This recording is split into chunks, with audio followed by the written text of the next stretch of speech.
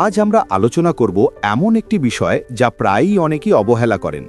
ডাক্তারের কাছে যাওয়ার আগে কোন তথ্যগুলো জানা খুব জরুরি।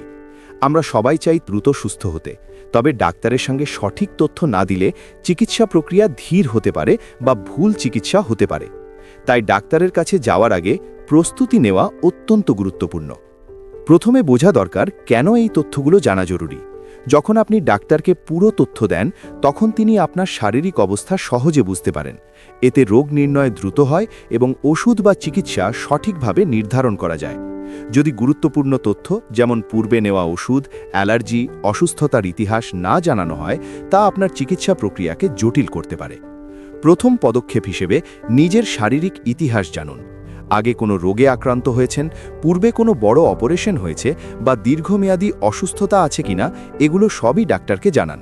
এটি ডাক্তারকে বোঝায় যে আপনার চিকিৎসা কেমন হওয়া উচিত। দ্বিতীয় পদক্ষেপ, বর্তমান ওষুধের তথ্য রাখুন। আপনি যদি নিয়মিত কোনো ওষুধ খেয়ে থাকেন, বিশেষত প্রেশার, ডায়াবেটিস বা হরমোনের ওষুধ, সেগুলোর নাম, ডোজ ও সময় উল্লেখ করুন। অনেক সময় মানুষ ভুলে যায় ওষুধের নাম বা ডোজ, যা চিকিৎসা নির্ভুলতাকে প্রভাবিত করতে পারে। তৃতীয় পদক্ষেপ, অ্যালার্জি ও সংবেদনশীলতা উল্লেখ করুন। যদি আপনাকে কোনো খাবার, ঔষধ বা পরিবেশগত কারণে অ্যালার্জি থাকে, তা অবশ্যই জানাতে হবে। ছোট অ্যালার্জিও বড় সমস্যার কারণ হতে পারে। চতুর্থ, লক্ষণ ও উপসর্গ লিখে রাখুন।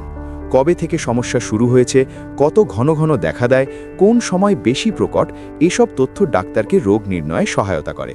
শুধু আমার মাথা ব্যথা হয় বললে ডাক্তার পুরো ছবি বুঝতে পারবেন না, কিন্তু গত এক সপ্তাহ ধরে প্রতিদিন সন্ধ্যার পর মাথা ব্যথা হচ্ছে, এটি অনেক বেশি সহায়ক। পঞ্চম, পরিবারের স্বাস্থ্য ইতিহাস জানুন। পরিবারের মধ্যে diabetes, high blood pressure, heart disease বা ক্যান্সারের ইতিহাস থাকলে ডাক্তারকে জানালে আপনার ঝুঁকি বোঝা সহজ হয়। অনেক রোগ জেনেটিক কারণে হয়, তাই পারিবারিক ইতিহাস গুরুত্বপূর্ণ।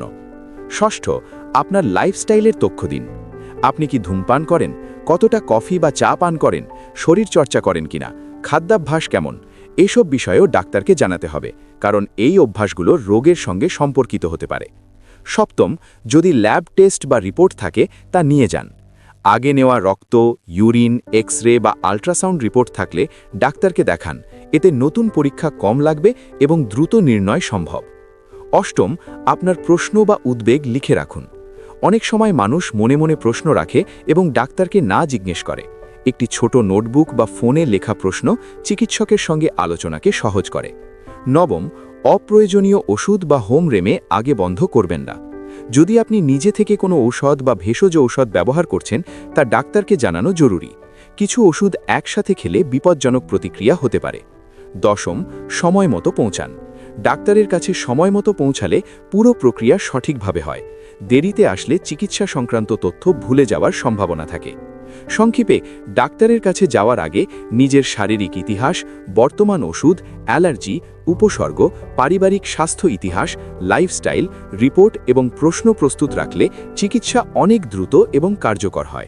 আপনি যদি স্বাস্থ্য সম্পর্কিত আরও গুরুত্বপূর্ণ টিপস জানতে চান, হেলথ কথা চ্যানেলটি সাবস্ক্রাইব করুন।